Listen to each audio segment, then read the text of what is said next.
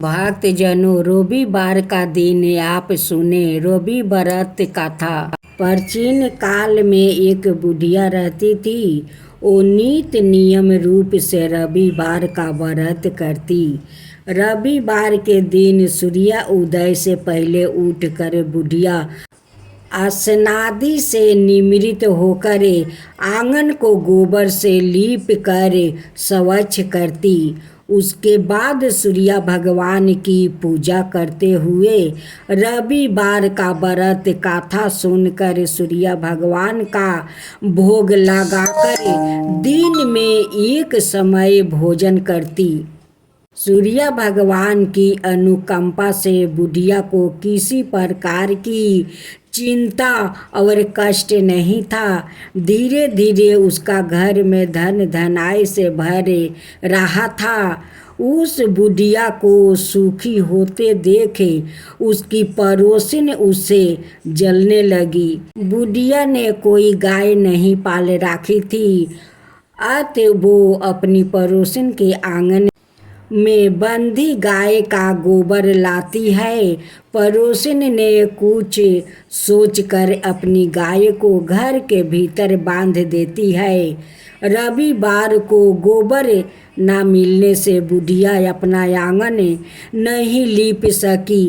आंगन ना लीप पाने के कारण उस बुढ़िया ने सूर्य भगवान को भोग नहीं लगाया और उस दिन सवाए भी भोजन नहीं किया। सूर्य उदय होने पर बुढ़िया भूखी प्यासी सो गई। प्रातः काल सूर्य उदय से पूर्व उस बुढ़िया की आंख खुली तो वो अपने घर के आंगन में सुंदर गाय और बछड़े को देखकर हैरान हो गई।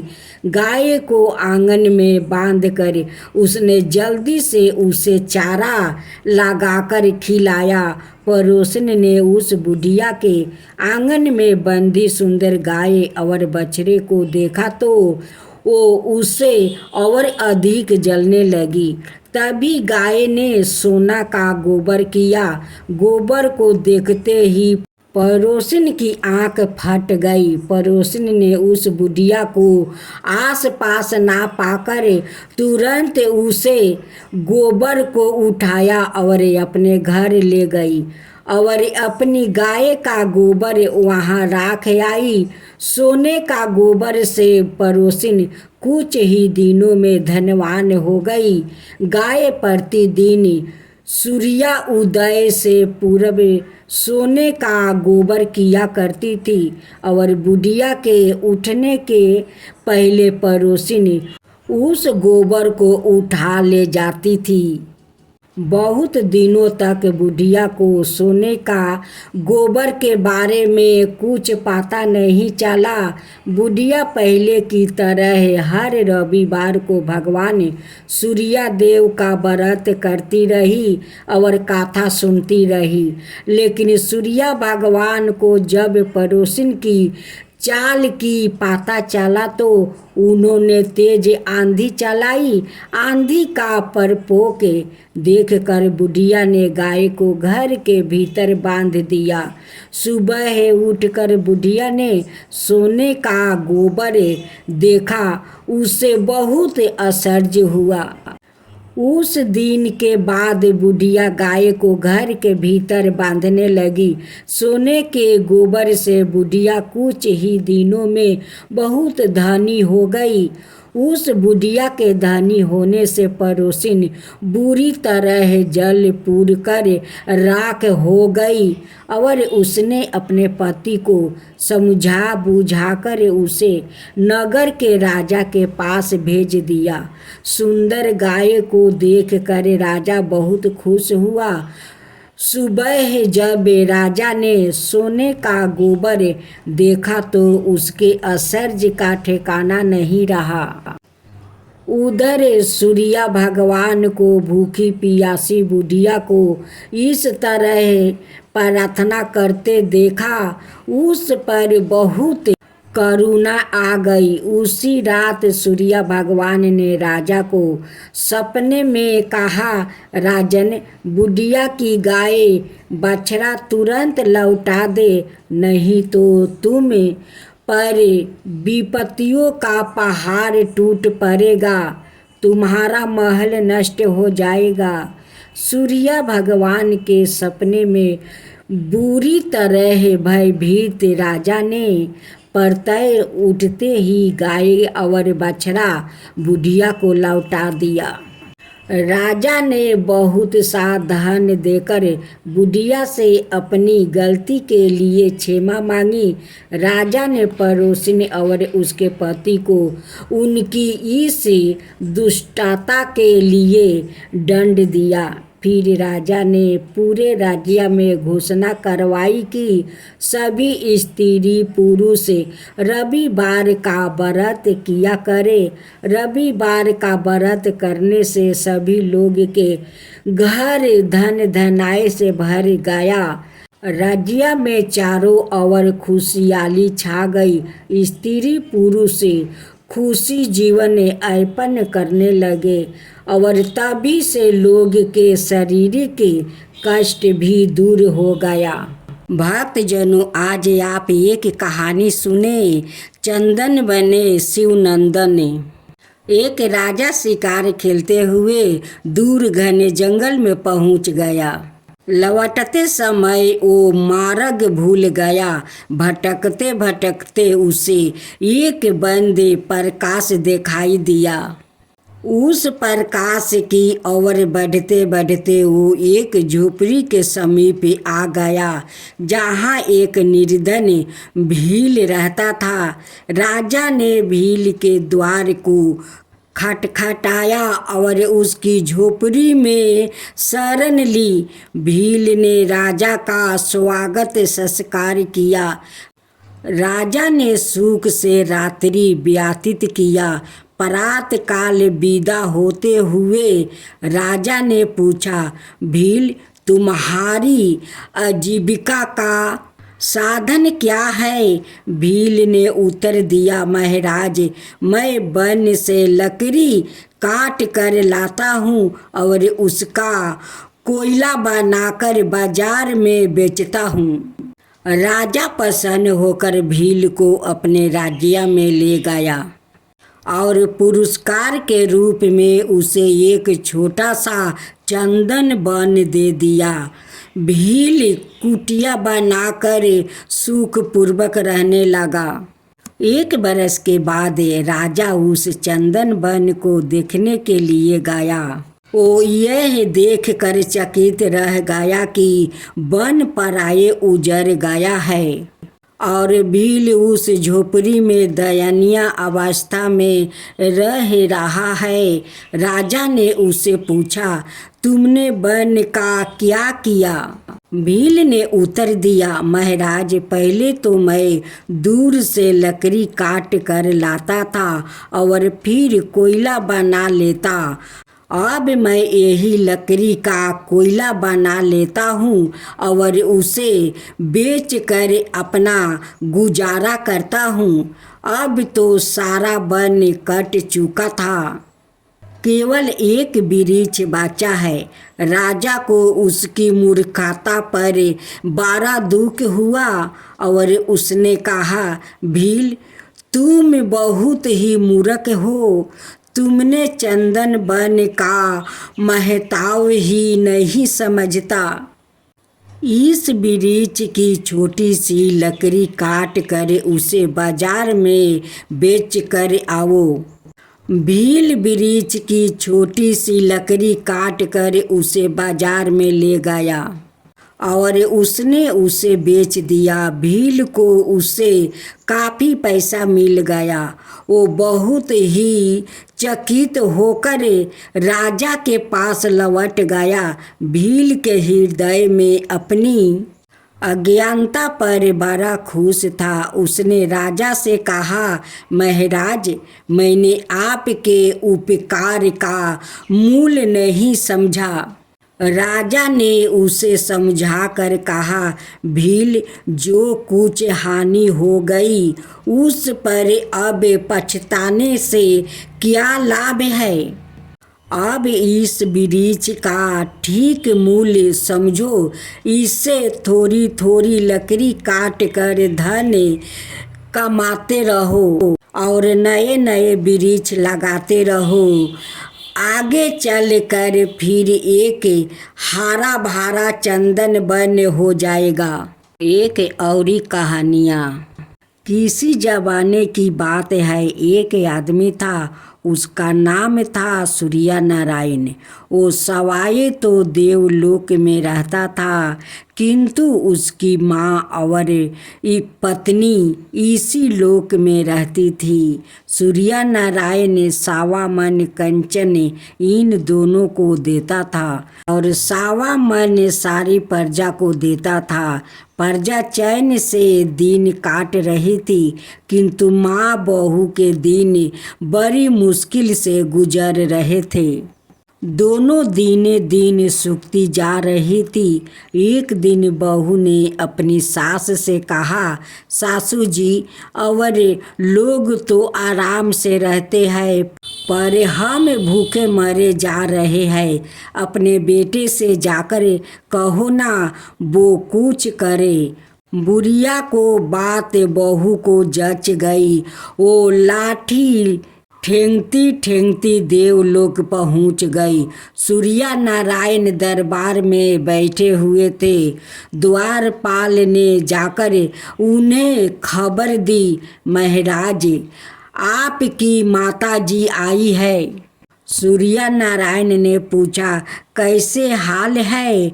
द्वारपाल ने कहा, महाराज, हाल तो कुछ अच्छे नहीं है। फटे पुराने मैले कुचले कपड़े पहने हैं, साथ में ना कोई नौकर है ना चाकर है। सूर्य नारायण ने हुक्म दिया कि जाओ बाग में ठहरा दो। ऐसा ही किया गया। सूर्य नारायण काम काज से निपटा कर माँ के पास गया। पूछा, कहो माँ, कैसी आई। बुढ़िया बोली, बेटा, तू तो सारे जग को पालता है, मगर हम भूखे मरती हूँ। सूर्य नारायण को बड़ा आश्चर्य हुआ। उसने पूछा, क्यों माँ, भूखे क्यों मरती हो। जितनी कंचन तुमको देता हूँ उतना बाकी की दुनिया का देता हूँ। दुनिया तो उतने कंचन में चैन कर रही है, तुम उसका आखिर करती क्या हो। बुढ़िया बोली, बेटा, हम कंचन को हंडी में उबाल लेती हूँ और फिर वो उबाला हुआ पानी पी लेती हूँ। सूर्य नारायण हंसते हुए बोला, मेरी भोली माँ, कंचन कहीं उबाल कर पीने की चीज है।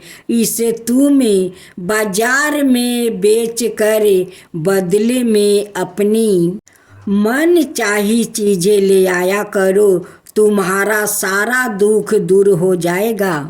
बुढ़िया खुश हो जाती है, वापस लौटती। इस बीच बहू शहद की मक्खी पकड़ कर देवलोक में आ गई। उसने माँ बेटे की सारी बातचीत सुन लिया। चर्चा खत्म होने पर वो बुढ़िया से पहले ही घर पहुँच गई और सूर्य नारायण से जैसा कहा था, कंचन को बाजार में बेच कर घी, शक्कर, आटा, दाल सब ले आइए। बुढ़िया जब लाठी टिकती टिकती वापस आई तो बहू ने भोली बन कर पूछा, सासू जी, क्या कहा। उन्होंने सास घर के बदले रंग ढंग देख कर बोली, जो कुछ कहा था वो तो तूने पहले ही कर डाली है। सास बहू के दिन आराम से कटने लगे। इनके घर में इतनी बरकत हो गई कि दोनों से लक्ष्मी समेटी नहीं जाती है। दोनों घबरा गई। एक दिन बहू ने सास से कहा, सासू जी, तुम्हारे बेटे ने पहले तो दिया नहीं, अब दिया तो इतना कि संभाला ही नहीं जाता है। उनके पास फिर जाओ, वो ही कुछ तरकीब बताओ। बुढ़िया बहू के कहने से फिर चली गई। इस बार बुढ़िया ने नौकर चाकर के साथ ले लिया। पालकी में बैठकर ठाठ से चली बहू शहद की मक्खिया बनकर पहले ही वहां पहुंच गई। बुढ़िया को पहचानने पर द्वारपाल ने सूर्य नारायण को खबर दिया, महाराज आपकी माँ आई है। सूर्य नारायण ने पूछा कि कैसे हाल में आई है। द्वारपाल ने कहा, महाराज बड़े ठाट बाट से नौकर चाकर के साथ आई है। सूर्य नारायण ने कहा, महल में ठहरा दो। बुढ़िया को महल में ठहरा दिया गया। काम काज से निपट कर सूर्य नारायण महल में आया। माँ से पूछा, कहो माँ, अभी भी पूरा नहीं पाता। माँ बोली, नहीं बेटा, अब तो तूने इतना दे दिया है, उसे संभालना मुश्किल हो गया है। हम तंग आ गई हूँ। अब हमें बता कि हम उस धन का क्या करें। सूर्य नारायण ने हंसते हुए कहा, मेरी भोली माँ, यह तो बड़ी आसान बात है। खाते पीते जो बचे उसे धर्म पुण्य में लगा दो। कुएं बाबरी खोदवा दो।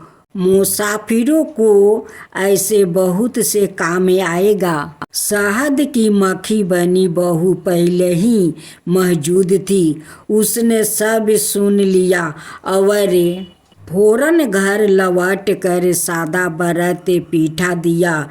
कुआं बावरी धर्मशाला आदि का काम शुरू करवा दिया।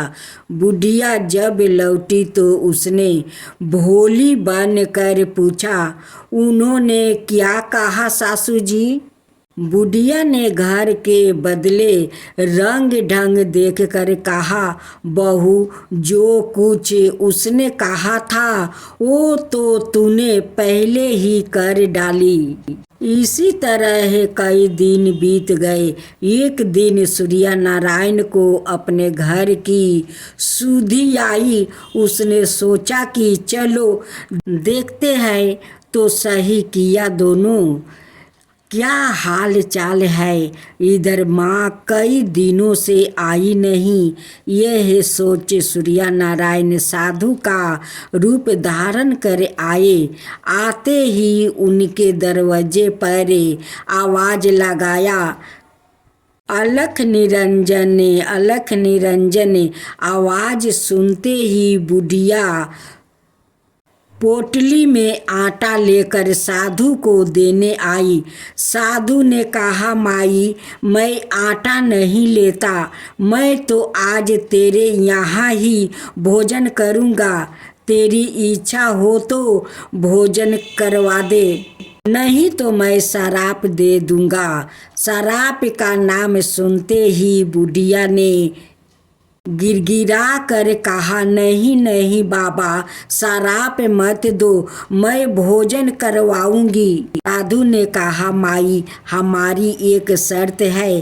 अरे सुन ले, हम तुम्हारी बहू के हाथ का ही भोजन करेंगे। बहू ने 36 तरह के पकवान, 36 तरह की चटनी बनाई।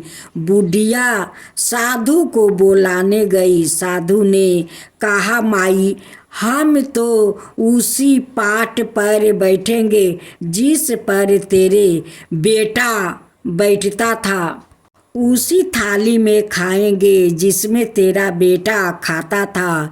जब तक हम भोजन करेंगे तब तक तेरी बहू को पंखा डोलाना पड़ेगी। तेरी इच्छा हो तो बोल, नहीं तो मैं शराप दे देता हूँ। बुढ़िया शराप के नाम से कांपने लगी। उसने कहा, ठहरो, मैं बहू से पूछ लूँ। बहू से सास ने पूछा तो वो बोली, माँ क्या जानूँ, जैसे तू कहो वैसे ही करने को तैयार हूँ। बुढ़िया बोली, बेटी 12 अरियाल साधु है, पर अब क्या करे। आखिर सूर्य नारायण जिस पाट पर बैठा था वो पाट बिछाया गया। उसकी खाने की थाली में भोजन परोस गया। बहू सामने पंखा डोलाने बैठी। तब साधु महाराज ने भोजन किया। बुढ़िया ने सोचा, चलो अब महाराज से पीछा छूटा। मगर महाराज तो बड़े विचित्र निकले। भोजन करने के बाद बोले, माई हम तो यही सोएंगे और उस पलंग पर जिस पर तेरा बेटा सोता था। और देख, तेरी बहू को हमारे पर दबाने होंगे। तेरी राजी हो तो बोल, नहीं तो मैं शराप देता हूँ। बुढ़िया बड़ी घबरा गई। बहू से फिर सलाह लेने गई। बहू ने कह दिया, मैं क्या जानूं, तू जानो। साधु ने तेरी होती देखी तो कहा, अच्छा माई चल दिए। बुढ़िया हाथ जोड़ कर बोली, नहीं नहीं महाराज, आप जाइए मत। आप जैसा कहेंगे वैसा ही करेंगे। बड़ी मुश्किल से हमारे दिन बदले हैं, शराप मत दीजिए। सूर्य नारायण जिस पलंग पर सोता था पलंग बिछाया गया। साधु महाराज ने शयन किया। बहू उनके पैर दबाने लगी। तभी 6 महीने की रात हो गई। सारी दुनिया तराही तराई करने लगी। अब बुढ़िया समझी कि यह तो मेरा ही बेटा है। इसने कहा, बेटा कभी तो आया ही नहीं, और आया तो यह अपने को छिपा कर क्यों आया। जा अपना काम काज संभाल, दुनिया में हाहाकार मच गया है। सूर्य नारायण वापस देवलोक लौट गया। इधर सूर्य नारायण की पत्नी ने 9 महीने बाद एक सुंदर तेजस्वी पुत्र को जन्म दिया। वो बालक दिनों दिन बड़ा होने लगा। एक दिन वो अपने दोस्तों के साथ गुल्ली डंडा खेल रहा था। खेल ही खेल में उसने दूसरे लड़कों की तरह बाप की सौगंध खाई। उसके साथी उसे चिढ़ाने लगे, तेरे बाप है कहाँ है, तूने कभी उन्हें देखा है, तूने बिना बाप का है। लड़का रोते रोते अपनी दादी के पास आया। बोला, माँ मुझे बता कि मेरे पिताजी कहाँ है। बुढ़िया ने सूर्य नारायण की ओर अंगुली से संकेत कर कहा, वो रहा बेटा, तेरे पिता को तो सारी दुनिया जानती है। बालक ने मचलते हुए कहा, नहीं माँ, सचमुच के पिता है। बालक ने जिद ठान लिया। बुढ़िया उसे लेकर देवलोक चली। नौकर चाकर साथ में लेकर पालकी में सवार होकर वहां पहुँचे। महल में ठहराया गया। सूर्य नारायण काम काज से निपट कर महल में आए तो बुढ़िया ने उनकी ओर संकेत कर कहा, ये है तेरे पिता। सूर्य नारायण ने बालक को गोदी में लेकर प्यार किया। बालक का रोना बंद हो गया। उस दिन से वो सब चैन से रहने लगा।